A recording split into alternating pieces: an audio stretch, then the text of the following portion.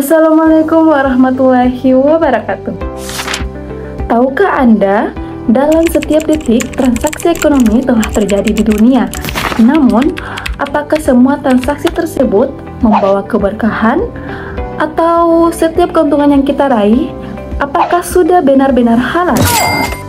Mari bersama-sama kita pelajari bagaimana Islam telah menyiapkan sistem ekonomi yang tidak hanya menguntungkan, tetapi juga membawa keberkahan dan keadilan bagi seluruh umat manusia.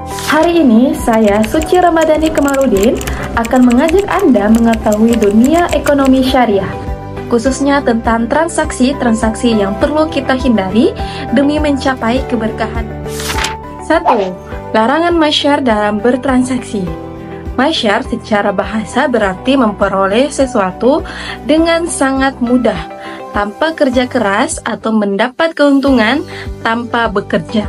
Dalam terminologi Islam, masyar adalah segala sesuatu yang mengandung unsur judi, taruhan, dan permainan berisiko. Karakteristik masyar. Yang pertama, zero sum game, atau satu pihak menang, pihak lain rugi. Yang kedua, ada mengandung unsur spekulatif tinggi. Yang ketiga, tidak berkaitan dengan sektor real. Dan yang keempat, tidak memberikan nilai tambah bagi ekonomi. Adapun dalil pelarangan, yang pertama terkandung dalam surat Al-Maidah ayat 90 dan ayat 91, dan juga terkandung dalam surat Al-Baqarah ayat 219. Adapun contoh modern yang terjadi pada masyar, yang pertama perjudian konvensional dan online, yang kedua trending dengan motif spekulatif, yang ketiga undian berhadiah berbayar, yang keempat binary option, dan yang kelima taruhan dalam bentuk apapun. Yang kedua, larangan gharar. Gharar adalah ketidakpastian atau ketidakjelasan dalam transaksi yang dapat menyebabkan perselisihan atau kerugian pada salah satu pihak. Jenis-jenis gharar. Yang pertama, ketidakjelasan jenis. Yang kedua, ketidakjelasan spesifikasi. Yang ketiga, ketidakjelasan kuantitas. Dan yang keempat, ketidakjelasan kualitas. Gharar dalam harga. Yang dimaksud dalam gharar dalam harga ini yaitu yang pertama, dua harga untuk satu barang, yang kedua, harga yang tidak pasti, dan yang ketiga, harga yang disembunyikan. Gharar dalam waktu yaitu ketidakjelasan waktu penyerahan dan ketidakpastian waktu pembayaran. Kriteria gharar yang dilarang. Yang pertama, gharar dalam akad muawadah atau bisnis. Yang kedua, ada gharar yang bersifat besar atau substansial. Yang ketiga, ada gharar yang tidak ada keperluan mendesak. Dan yang keempat, gharar pada objek transaksi. Ketiga, larangan jual beli, mulamasyah dan munabajah. Yang pertama adalah mulamasyah. Mulamasyah yaitu jual beli dengan cara menyentuh barang, dan pembeli tidak diberi kesempatan memeriksa barang. Adapun karakteristik yang terdapat pada mulamasyah, yang pertama, tidak ada pilihan. Yang kedua, mengandung unsur penipuan, dan yang ketiga, merugikan pembeli.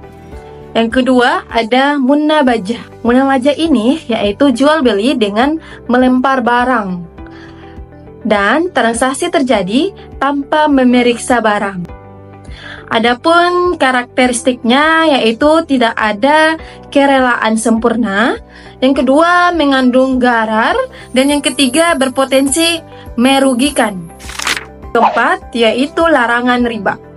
Riba adalah tambahan yang diberikan dalam pertukaran barang-barang ribawi seperti emas, perak, gandum, kurma, dan garam.